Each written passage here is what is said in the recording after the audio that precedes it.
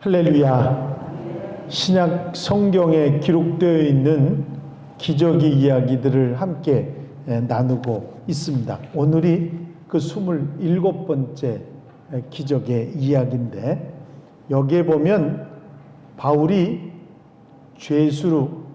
죄수가 돼서 로마에 이송되어 가는 그런 도중에 있었던 일입니다. 그때는 육로로 갈 수도 있지만 육로로 가는 게 너무 멀고 힘들기 때문에 배로 가는 것이 가장 빨리 가는 방법이었습니다. 요즘에 배는 그 배 안에 엔진이 있어가지고 스크루를 돌려가지고 바람이 불든 안 불든 아무 상관없이 배가 나갈 수 있는 그런 세상이 됐지만, 그때는 엔진이라고 하는 기관이 없어가지고 돛을 달아서 바람이 불면 그 바람을 이용해서 배가 앞으로 나아가는 그런 시대였습니다. 나침반 같은 그런 기계나 이 방향을 알 수 있는 그런 방법이 그때는 없었고, 별을 보고 지형을 보고 그리고 육안으로 이렇게 가야 되는 그런 시대였기 때문에 결코 로마까지 가는 길도 경험으로 가야 되기 때문에 쉽지 않았습니다. 그 겨울은 되어가고 로마 쪽으로 가는 바람이 불지를 않아서 굉장히 어려움을 겪는 그런 상황에 백부장 율리오는 바울의 만류를 듣지 않고 선장의 말을 듣고 로마로 가는 길을 강행해 갑니다. 바울은 뭐라고 했냐면, 큰 바람이 불 테니까, 광풍이 불 테니까 가지 말고 여기 머물든지 아니면 돌아가든지 해야 된다고 그렇게 얘기를 했는데, 선장은 괜찮을 거라고, 아무 일 없다고, 가도 된다고 그래가지고 선장의 말을 듣고 가다가 결국은 유라굴로라고는 광풍을 만나고, 요즘으로 말하면 태풍이지요. 그 태풍을 만나게 된 거죠. 그러다 보니까 배가 표류하게 되고 떠다니게 됩니다. 구사일생으로 살아나서 멜리데라고 하는 섬에 도착을 하게 되는데, 섬의 원주민들이 그들이 비바람이 불어서 고통을 받았으니까 홀딱 젖어가지고 아주 힘든 상황 아닙니까? 그래서 불을 피워서 그들을 영접했는데, 바울이 모아놓은 나무를 불에 던지려다가 그만 나무 사이에 숨어있던 독사가 바울을 뭅니다. 그래서 사람들이 독사에 물렸으니까 저 사람이 죽을 것이라 그렇게 생각을 했는데, 바울은 아무 이상이 없고 이걸 이상하게 여긴 원주민들이 바울을 신이라고 그렇게 얘기를 합니다.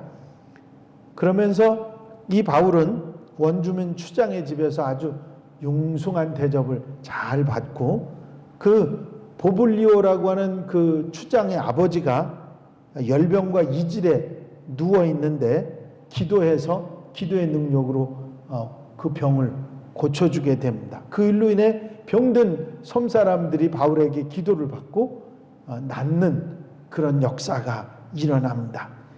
이 일로 멜리데 섬에 예수 그리스도 복음이 전해지고, 겨울을 난 다음에 융숭한 대접을 계속 받고, 이제 함께 쓸 것을 배에 채우고서 로마로 다시 떠나게 되는 그런 이야기가 오늘 여러분들이 함께 읽으신 내용입니다.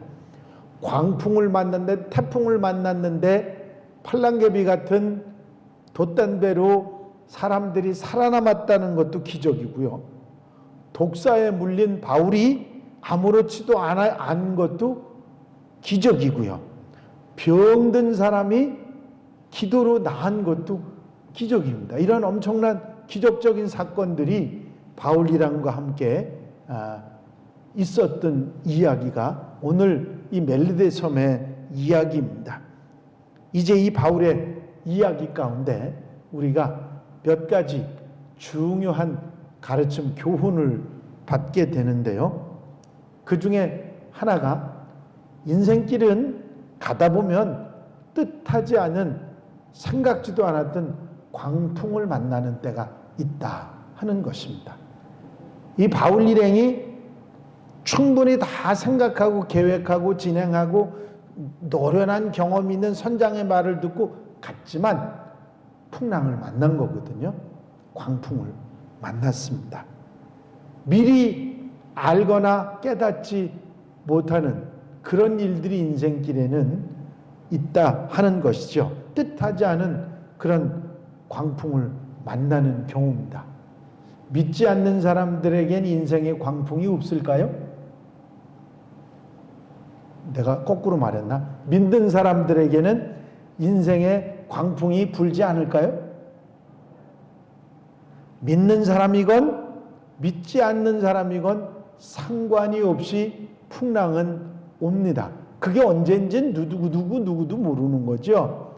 탄탄대로 정말 편안한 가운데 잘 사는 것 같지만 어느 순간에 생각지도 않은 그런 어려움이 찾아오는 것이 인생입니다. 믿는 사람이건 믿지 않는 사람이건 누구에게나 있고 시험도 환난도 있는 것이죠. 위대한 사도 바울도요, 누명을 쓰고 로마의 죄인으로 붙들려서 재판을 받으러 가고 있는 곳이고 거기에 설상가상으로 풍랑까지 만난 거거든요. 바울은 경험상 이런 일들을 어느 정도 예상을 하고 가지 말자 했는데도 선장의 말을 듣고 가다가 이런 일을 당했습니다. 여러 날이 걸려 금식하는 절기가 이미 지났으므로 항해하기가 위태한지라 바울이 그들을 권하여 말하되 여러분이여 내가 보니 이번 항해가 하물과 배만 아니라 우리 생명에도 타격과 많은 손해를 끼치리라 하되 백부장이 선장과 선주의 말을 바울의 말보다 더 믿더라. 아니 당연해요. 전혀 뱃사람으로는 경험이 없는 바울의 말을 듣겠어요? 평생을 바다에서 산 사람들의 말을 믿겠어요? 그렇죠. 이 백부장 율리오가 미련한 사람이 아니고 바보 같은 사람이 아니고 현명한 사람입니다. 그 경험에 의하면 아니 선장의 말을 듣는 게 당연하죠. 바울의 말을 들을 리가 없는 거죠. 바울의 말을 신용하지 않은 건 아니에요. 그리고 바울을 이 백부장 율리오는 누구보다도 존중했습니다. 죄인이었지만 가서 재판을 받아야 될 사람이지만 상당히 바울에게 잘해줬어요. 그리고 합리적인 사람입니다. 그렇기 때문에 여러 사람의 의견을 따르고 그 중에 제일 믿을 수 있는 선장의 말을 따르는 것은 어떻게 생각하면 당연하고 합리적인 그런 결정이었습니다. 그런데 그 말을 듣고 가다가 풍랑을 만났다. 여러분 우리 인생에도요 다 계획 잘하고 계산 잘하고 이렇게 하면 될 거다 그래가지고 떠난 그런 일들도요 안 되는 경우들이 많이 있어요. 분명히 계산으로는 다 됐는데 안 되는 경우들이 있다는 얘기예요. 이 알 수가 없는 거거든요. 그런 일들이 우리 당하게 되는 겁니다. 그래서 우리는 우리 인생길에서 풍랑을 만나고 뜻하지 않은 환난을 겪을 수 있기 때문에 모든 결정은 하나님의 뜻을 우선해서 살아가야 한다. 그것을 이 말씀 가운데 깨닫게 됩니다. 하나님의 뜻을 따르는, 하나님의 말씀을 따르는 일은 합리적인 생각이나 이치에 맞는 그것보다 우선한다 이런 얘기예요. 아멘입니까? 하나님의 뜻을 따르는 것은 내가 합리적인 생각하고 경험이나 지식이나 그런 걸 갖고 판단하는 것보다 우선해야 된다는 사실을 이 바울의 이야기 가운데, 이 멜리데의 이야기 가운데 우리는 알 수 있는 것입니다. 하나님의 뜻은 아무도 몰라요. 그걸 제대로 깨달을 수 있는, 지나고 나면 맞아, 이게 하나님의 뜻이었어, 그리고 깨닫는 경우들이 많이 있는 것이죠. 그때 당시는 잘 알지 못한다 그런 얘기죠. 제가 처음 교회, 덕직교회라는 교회에 파송받아서 새파랗게 젊은 전도사가 거기서 목회를 시작을 했습니다. 처음 교회가 그 충청남도 공주에 있는 덕지라는 교회였습니다. 그때는 뭐 제가 뭐 목회적인 어떤 경험이나 또 설교를 잘하거나 뭐 이런 특별한 그런 재주가 없었던 때이기 때문에 그저 처음부터 끝까지 열심, 무슨 일이든지 열심히 하는 그걸 가지고 목회를 했던 때였습니다. 경험이 있는 것도 아니고 그렇다고 뭐 대단한 실력이 있는 것도 아니고, 그러다 보니까 그저 부지런하고 열심히 할 수밖에 없어요. 동네 사람들 일이라면 무슨 일이든지 쫓아다녔습니다. 왜요? 시골 동네는요, 사람들이 많이 살지 않고 그 동네 사람들이 일이라고 하는 게 다 금방금방 알려지거든요. 그렇기 때문에 한 사람 한 사람을 소중하게 생각하고 챙겨야 되는 게 그 시골 동네이기 때문에, 무슨 누가 아프다 그러면 그거 쫓아가 챙기고, 누가 무슨 일이 있다면 그것 또가 챙기고, 그러다 보니까 조금 아는 지식이 있으니까 이 일 저 일을 하게 된 겁니다. 그래서 그 쫓아다니다 보니까 제가 하는 것들이 이제 동네 사람들한테 이제 조금씩 얘기가 가지 않습니까? 그러니까 사람들이 무슨 일만 생기면 누굴 찾아요? 전도사님을 찾는 거예요. 저를 찾는 거예요. 왜? 도움을 받을 수 있으니까. 그래서 예를 든다면 어디가 아프잖아요. 아프면 거기서는 병원에 가려면 엄청나게 나가서 그리고 차를 타고 또 그리고 가야 됩니다.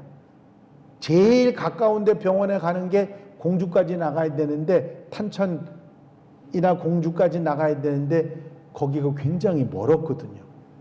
그것도 또 자전거나 자동차가 막 다닐 때가 아니니까 자전거를 타고 가든지 걸어가든지 해야 되는 상황이니까 쉽지 않고, 지금 피가 나고 급하면 저한테 데리고 왔어요.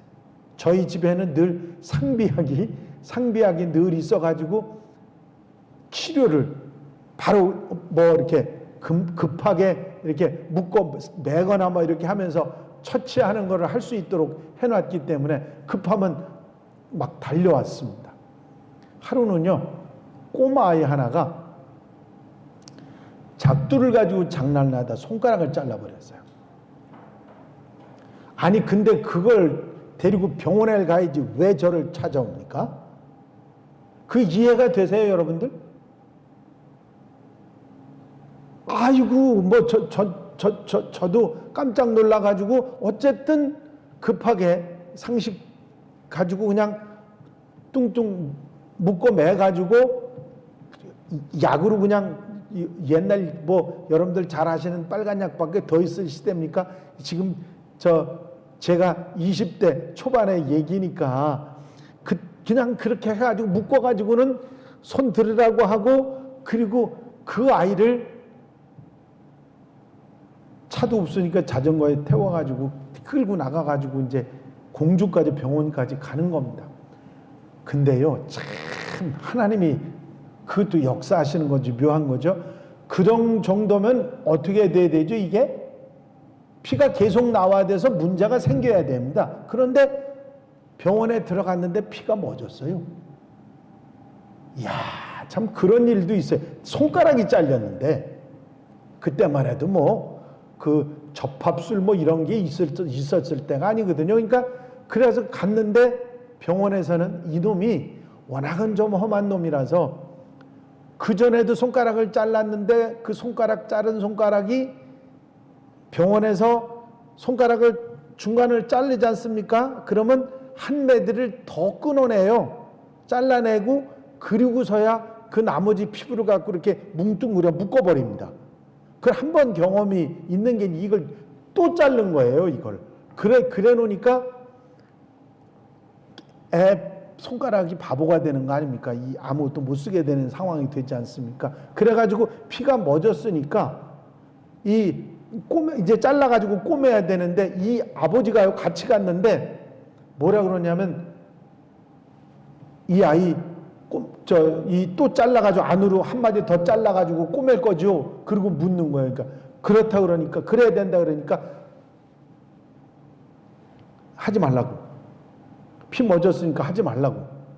그리고요 그 아이를 데리고 집으로 다시 데려와가지고 하는 얘기가 뭐냐면 전도사님 부탁합니다. 날대로 그걸 어떻게 하라고. 그러니 어떻게 합니까? 그래가지고는 제가 아는 원장님한테 그 부여에 계시는 원장님한테 전화를 드려가지고 원장님이 이렇고 저렇고 이런 상황이 있는데 이거 어떻게 하죠? 쫓아가서 말씀드렸더니 그러면 전도사님 제가 약이랑 이거 챙겨드릴 테니까 굶으면 안 되잖아요. 큰일 나잖아요. 그 항생제나 이런 거 다 챙겨주시면서 이 드레싱 할 재료니 뭐든 다 챙겨주시면서 가져가서 그렇게 해주세요. 이렇게 치료를 해주세요. 그래서 약도 먹이고 치료도 하고 매일 오라 그래서 매일 오라 그랬고 매일 상처 치료해주고 계속 그랬는데 꼬매지도 않고요. 근데요 기적이 하나 일어났어요. 그게 뭔지 아십니까? 손가락이 나오는 거 있죠.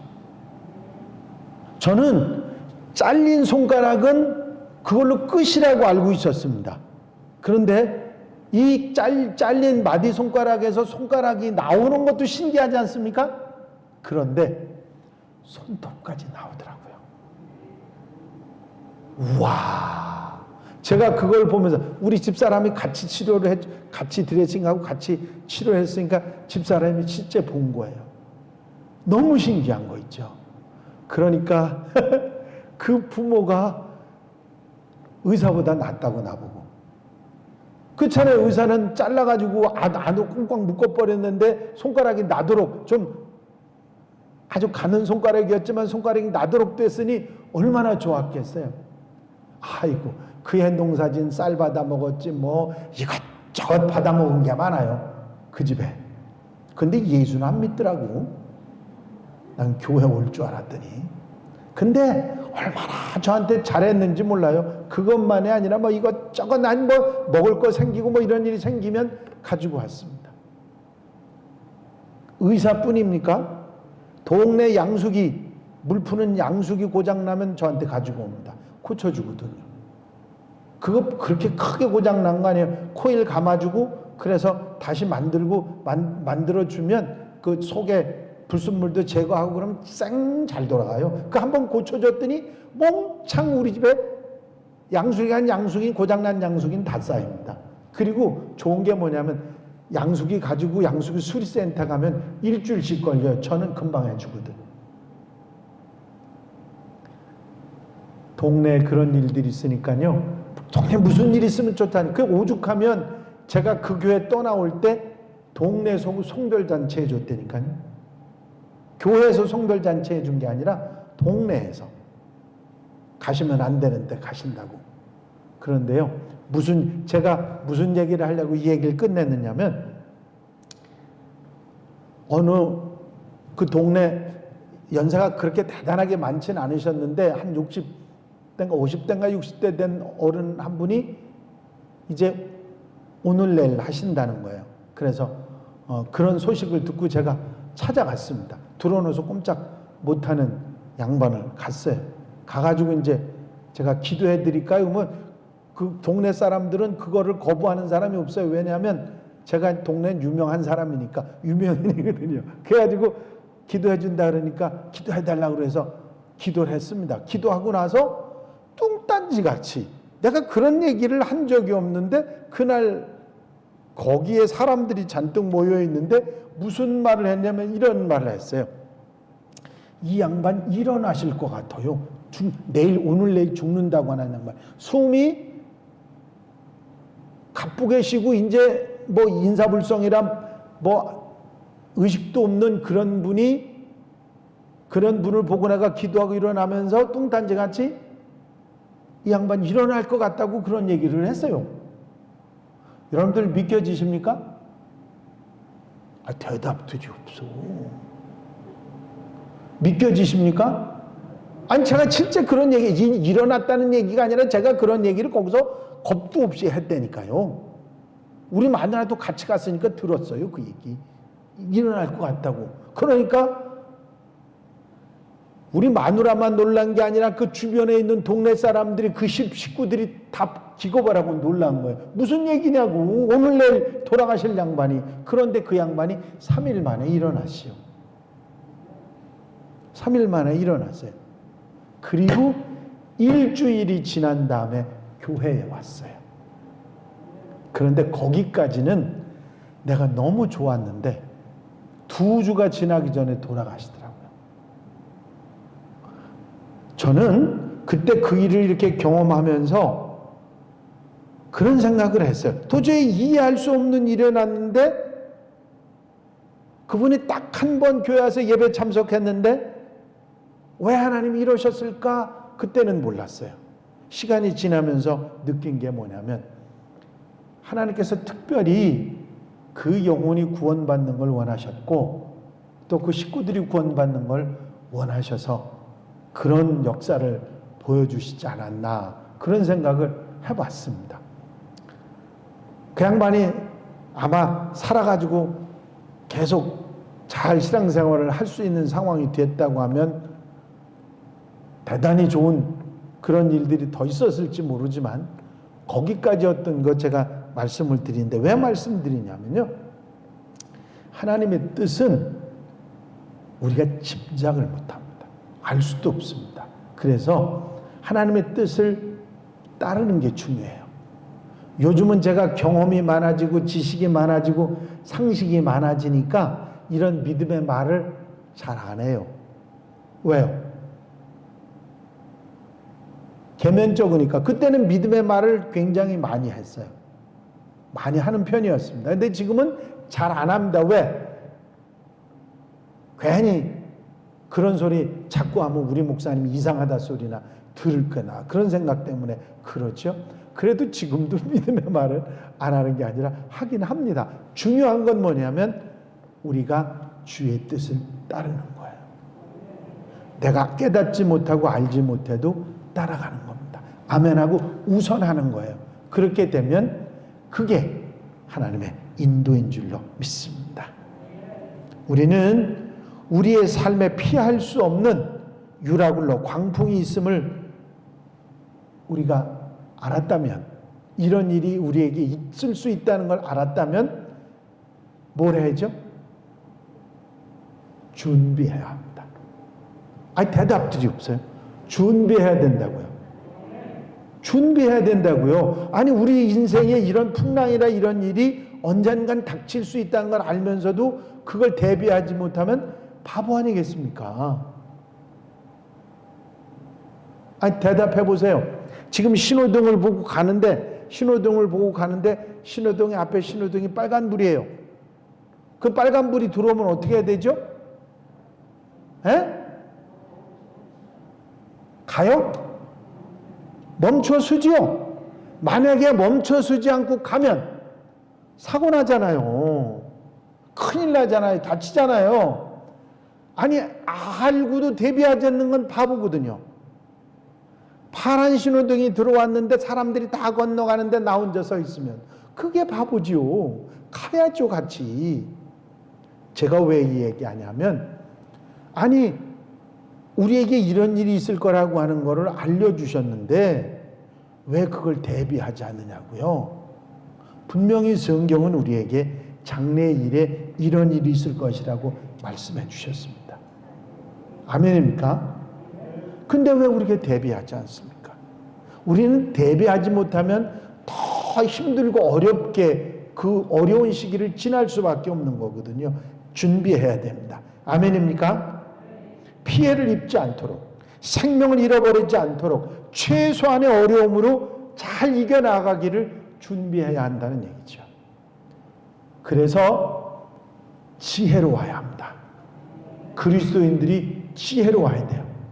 그게 얼마나 우리에게 소중한 건지 모릅니다. 아멘입니까? 그러다 보니까 30분이 다 지났네. 자, 준비하는 일 한번 따라했습니다. 깨어 있어야 한다. 신앙인들이 깨어있다고 하는 것은 기도와 말씀입니다. 하나님의 말씀으로 내가 항상 예민해져 있고 기도로 영이 살아서 영이 예민해져 있으면 우리의 삶이 항상 대비하고 준비하는 삶이 되는 거거든요. 그리고 하나님의 뜻에 순종하고 마귀가 다가올 때는 대적해야 됩니다. 여러분, 우리가 사탄의 역사하고 하나님의 손길을 느끼지 못하면 그건 바보 중에 바보입니다. 분명히 딱 보면 그리스도인들은 이게 사탄의 역사다, 이게 하나님이 우리에게 뜻하시는 것이다 하는 걸 판단할 수 있어야 합니다. 그게 판단이 안 되고 하나님이 손짓하는데 그걸 안 쳐다보고 마귀가 손짓하는 거 그게 하나님이 손짓하는 것처럼 따라간다면 세상에 그런 멍청한 사람이 어디 있느냐고요. 그건 안 되는 거거든요. 영이 살아있는 사람, 깨어있는 사람, 그건 분별할 수 있는 능력이 있어요. 그게 돼야 됩니다. 그래야 제대로 대비할 수 있는 사람이 되는 거거든요. 그리고 하나님의 전신갑주를 입어야 돼요.